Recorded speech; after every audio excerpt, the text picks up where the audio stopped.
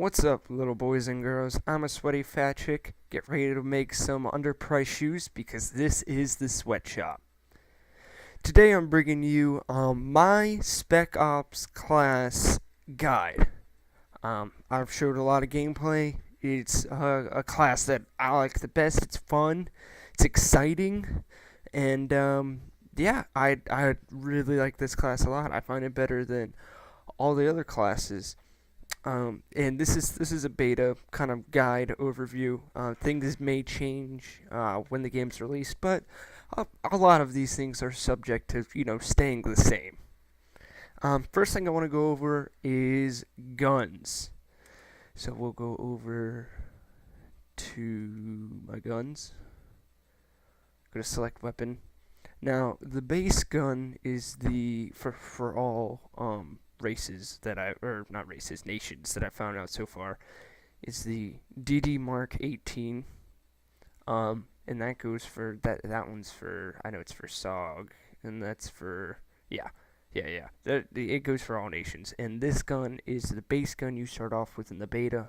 I don't know if it's the base gun you start off with when the game's released, but this gun is a great gun. I like it a lot. It's very reliable.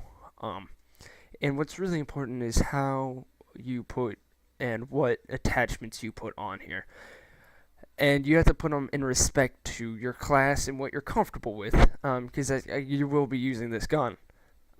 Optics, I don't like playing with optics. I think the iron sights are really good. I mean, the standard iron sights are great, but I'd rather, I like the Magpul backup sights a lot better. I feel like I could see more when I'm aiming.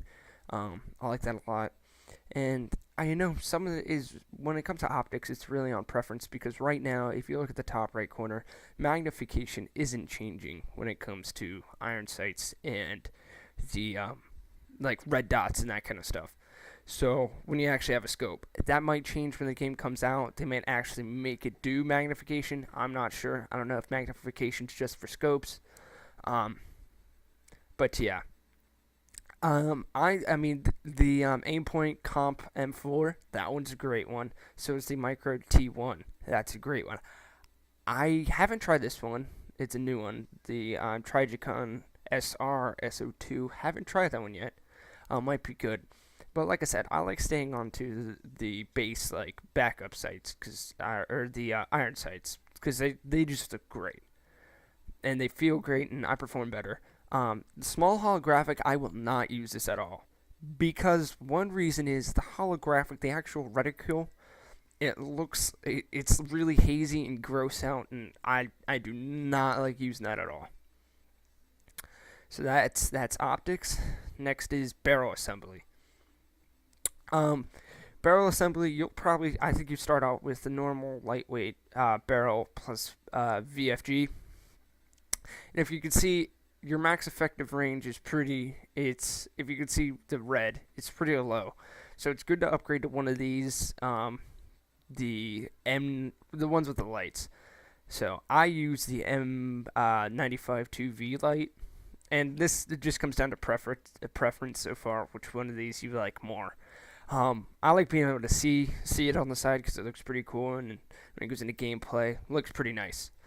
That's what I like to do. So definitely so far is to slap one of these lights on, because your effective range does go up a couple millimeters. Next is your muzzle. Muzzles haven't really done anything yet. The difference between the muzzle brake and the flash hider. I like the flash hider because it's a bit longer, and I imagine it would increase your max effective range because it would be more accurate. The only difference is I haven't unlocked the suppressor yet, and that increases your stealth a lot. It doubles your stealth. And that might be important for those people that like to play this class very, sneaky, don't like showing up on the radar. I don't mind showing up on the radar because I know I'll get kills. So it really doesn't matter to me. And it seems like the camo does go over for both the flash hider and the suppressor. So the camo does go on it. Oh yeah. And the effective range goes down with the suppressor also. So you're sacrificing stealth. You're sacrificing effective range for stealth. while using the suppressor, which I mean it's all how you like to play. So I mean either way it goes, I'm probably gonna stay with effective range over suppressor because that's how I like to play. Receiver group. Now you can stay with the stocks on the right, like the Magpul CTR stock. They're standard. They increase your effective range, but it's a huge decrease in agility, which is what you need with this class because this class is a pretty fast-moving class, fast-paced class, and it's important to have agility up. So you're using the class to its best potential. When it comes to over here, it really doesn't matter which one you choose. I think the buffer tube looks kind of dumb, but right now I'm using the MOE stock, and that increases your agility a lot. So that's probably a good one to go with so far. Magazine style does not matter whatsoever so far. There hasn't been an increase in magazines. They're all the same. 30 round, 5.56 millimeters. It's just whatever you like. And I just have the olive drab one. So, and then paint jobs. Paint jobs don't matter whatsoever. It's whatever you like. And I like this Flecktarn urban camo. So yeah, that is guns. Next thing is special abilities. And the special ability you get to use is called signal scan. And what this allows you to do, it's kind of like radar that you could see people pop up, and you can see through walls. You literally, it's like a thermal scan. The downside with this is you only get it for about if I'd say 1.5 seconds. So it's really minimal, and there's spots that pop up on the screen. So even if someone's there, for some reason, you might not see them. I know a lot of people have been talking about this class, oh, everybody's using it. It's so cheap that, you have, you can see through walls, you can see thermal. But it's really not that easy to see it. And even if you do, you still got to kill the guy. I mean, you might have a 1-up on him. But yeah, it's a good class. It takes about maybe 30 seconds to replenish. But yeah, and your grenade type is just a frag, so you get 2 frag grenades, which are pretty helpful. I know which class is it that has the point man has to use flashbangs, which that kind of I wouldn't like that, but we'll stick with the Spec Ops guy for now. He has frags, pretty useful as normal frags go. So that's his special ability, is the signal scan, which is I definitely use that in gameplay a lot because that'll save your ass. Next thing I'm moving on to is point streaks. Now it's not kill streaks, it's point streaks, and so you gain points from attacking objectives. You get points from kills. You get points from even giving your fire team buddy ammo, health, whatever. You still get points from that. And so they start off like this. Your first round is radar jammer and smoke. Radar jammer is pretty useful. It's pretty useful if you're doing more team-based play. You can just throw them down wherever, and it just messes up the enemy team's map, so they can't see. It's hard to tell where people are. Everything's messed up. It's spotty. It's hard to tell. So that's definitely it could be both defensive and attacking kind of device kill streak. Next is smoke. Smoke is both attacking and defensive based. What you do is you get out your kind of binoculars. You put down where you want it to go, and it just literally, I think it's 1 or 2 seconds later, smoke just comes down, and that could be really key for attacking and defending. So attacking, if you need to get your guys in there, you don't want to be seen while you're planning, you can do that. Now, if you're defending, you need to fuse it. That's another good thing to do. You could just throw the smoke down, get in there, defuse it, or get your fire team buddy to defuse it, and then get the hell out of there. So moving on to our second round of kills or point streaks, not kill streaks, point streaks. The first one is Dragonfire, which is 120 millimeter Dragonfire. This brings down 3 rounds of just rockets that pretty much just wreck anything in that small area where you had targeted. Like you use the laser designator, you target. It'll bring down three rockets in succession. 1, 2, 3 hits, and that does a lot of damage. That's a good thing if you're trying to defend your bomb. You can just put it there, and I guarantee you people won't run in there after they've been hit with them shells.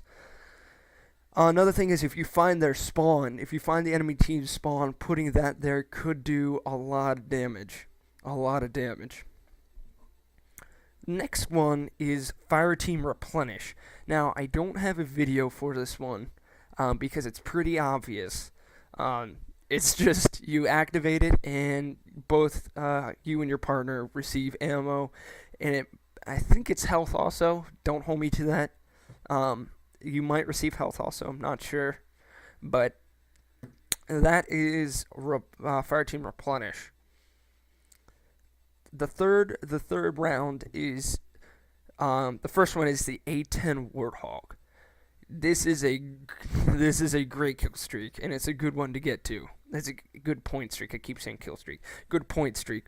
The A10 Warthog, literally, you mark it with a laser designator, and a A10 Warthog, a jet comes by and just rips its machine guns through that area. And it doesn't do that one spot you pick. It kind of does like a little bit further. It's more of a line, but it'll kill people instantly. It's ridiculous. I've gotten so many triple kills off of it. It's great. That's good if you, like I said, the same with the Dragonfire. If you find their spawn, put that there. You'll get tons of kills with that. If you want to defend the objective, put it there. If you find a choke point, I've used this a lot for choke points. If you find a choke point in the map, put that there, and then just let the thing rip. And you'll notice that everyone just drops. It's a great one. The next is the RQ-7 Shadow, and that is a UAV that goes around the entire map. Now, there are some abilities for other classes that they just have a UAV that goes around them. This one goes around the whole entire map. And that's good for just revealing positions of the enemy, and it's a good team-based, point streak. And then your last one, which is, I think, the same for every class, is the Apache, which is just you and your fire team buddy get into a helicopter, and one person flies it, the other one guns it, and just messes stuff up. The only downside is you can get taken down pretty easily by like a support guy, with a heavy machine gun. You can get taken down pretty easily. And so that's pretty much it. That's my guide to Spec Ops. Just remember your goal. Like, remember who you are, what you do. You're supposed to be a really fast-paced class. You have less armor than everybody else, so you will take hits. You will die. But it's important to use your abilities like Signal Scan, to use your point streaks to your advantage, to get a lot more kills and to help attack and defend the bomb for your team. And that'll help you stay at the top of the leaderboards and improve your gameplay even more. So yep, that is the Sweaty Fat Chig's guide to the Spec Ops class. This is more of an overview, but that's my guide so far. Please rate, comment, and subscribe. And my question to my subscribers and the community is, what game will you be playing this fall? And I'm going to say this up until Thanksgiving. So any game released from now to Thanksgiving, what will you be playing? And if Warfighter happens to be one game, let me know what class you're playing, why you like the class. Just let me know. And put that in the comment section below. Thanks for watching, guys.